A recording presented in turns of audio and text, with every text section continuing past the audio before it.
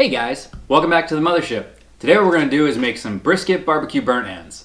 I'm going to be using a brisket that I cooked last week. So I have about a half of the point and a little bit of the flat in here. And I've already have it cubed up, so let's get going. Now when you're cooking burnt ends, there's basically two ways you can do it.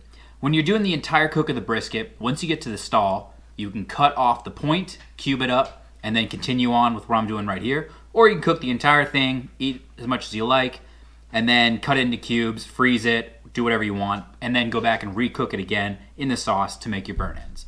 What we're gonna do here, since I've obviously already cooked it, I've cubed it up. What we're gonna do is we're gonna take a tray like this.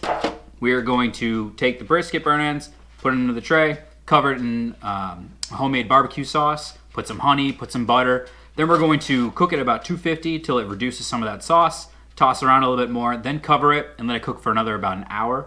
And at that point, these should reach a temperature of between 200 and maybe 210 degrees and should be completely almost like butter and just kind of melt in your mouth.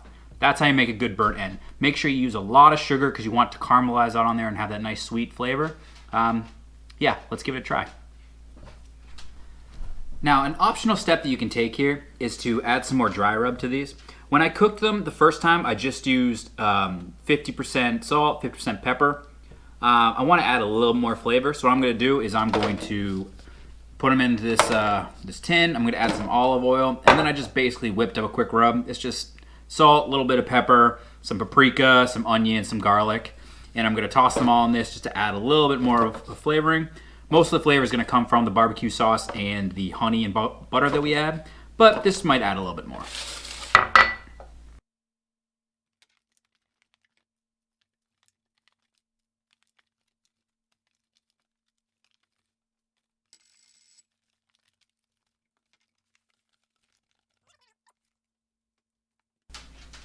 Once we have the burnt ends coated with a little bit extra rub, we're going to add in our barbecue sauce, our butter, and our honey. I'm using a homemade barbecue sauce, but if you're using something commercial, you're probably going to want to get a little bit more viscosity to it. So you could add some apple cider vinegar, maybe some tomato sauce to it, heat it up a little bit to get it more of that runny type of liquid that we were looking for. Because you don't want to just have that spray on barbecue sauce you're going to find out of like Heinz or Sweet Baby Ray's or something like that. So now that we've got our sauce, I'm going to pour it over the burnt ends. Try and get it in there as much as I can. We're going to mix it all together, so it's not really a huge deal. And then we're also going to add in a whole bunch of straight honey. Get that nice and in there. And lastly, I'm going to add a decent amount of butter. Probably going to add about 3 tablespoons worth. And that should add a little bit more fat to it. I wouldn't worry too much about cutting it up or anything like that because it really is going to render down once it gets into the smoker.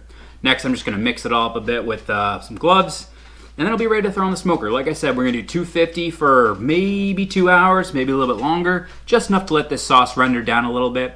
Then we're going to cover it, and probably another hour after that. Like I said, we're looking for about 200 to 210, so probably about 206 degrees. That should allow these things to probe like butter, and we'll be ready to go at that point. So let's get it on the pit. Pellet smoker is running at 250 degrees. I have my settings attached below. Basically just pro mode, 250. And we are gonna put this on the lower rack down here. Right in the middle. Give it a kiss goodbye, and we'll be back to check on it in a little bit.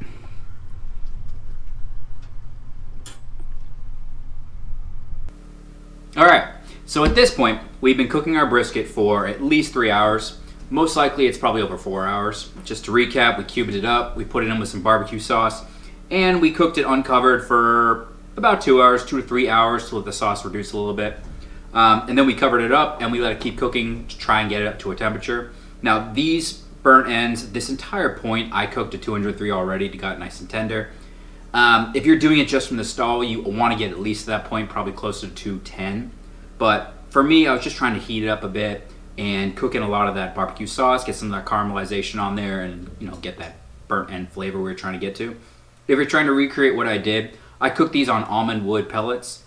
The original brisket was a mixture of almond wood and I think elm, but it doesn't really matter too much since they already have all the smoke in there that you're gonna get, and it's covered at some point. But we may as well check how we did. So here's our burnt end. It looks really hot. I'm gonna burn my mouth for you guys. You can't beat that, guys. It's meat candy. Honestly, there's so many things you can do with burnt ends. Tacos, whatever you want to do. Or excuse me, brisket. Burnt ends is just fantastic. You can't do better than this. It literally is meat candy. I hope you guys enjoyed this. I'm gonna make more and more of these. This is the basic way to do this. And you know, you can mess around with your favorite rubs, your favorite sauces. This is the way to do it. If you guys got anything out of this, a like and subscription would be fantastic. You know, the UFO barbecue, we're gonna try and do a lot of cooks for you guys and get out as much stuff as we can.